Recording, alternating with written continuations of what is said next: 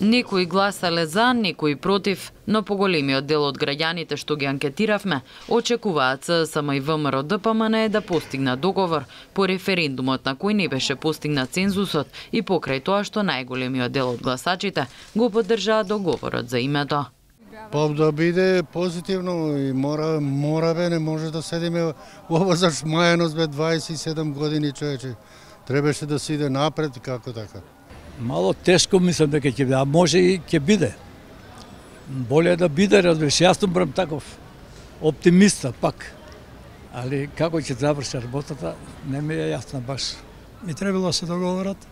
А дали ќе успеат во тоа, они најубаво се знаат. Tashmë vota e një deputeti do të shitet me miliona euro. E tash krejtësisht mvaret se sa do thotë ofrohen para të deputetëve të VMRO-s ose a ka ndoshta edhe prej deputetëve të VMRO-s si patriot cilët e dojnë të mirën e të vendit dhe do thotë e plotësojnë numrin që nevojtë e deputetëve për ndryshime kushtetuese. Njëherë për njëri tash është shpejt, por pas disa ditëve se di unë parlamentin me 8 tash këtij muaj fillon prapë për shembull, por besoj se do të ketë marrëveshje, besoj. Граѓаните со своји видувања зошто не бил исполнет цензусот на референдумот. Не се сложувам со менување на името. Заради тоа сум гласал, против другото не ме интересирало толку. Arsyeja e dështimit të referendumit ka qenë mos angazhimi maksimal i partive politike. Angazhimi i tyre e gjitha e fushat ishte vetëm mediale. Nuk ishte angazhimi drejt për drejt, sikur se e bëjnë në zgjedhjet parlamentare, qofshin ato lokale.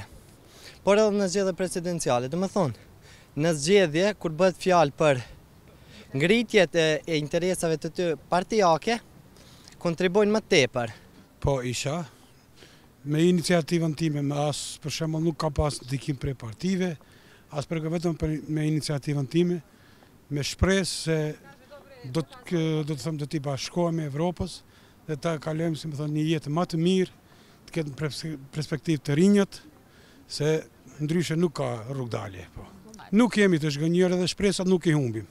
Herë dhe kur do patjetër Maqedonia duhet të jetë në Bashkimin Evropian. Po, edhe marrëveshja e cila është bën presë, edhe duhet të realizohet patjetër. Изборите, како што најави власта, би се одржале на 25 ноември, а треба да се распишат до среда 10 октомври.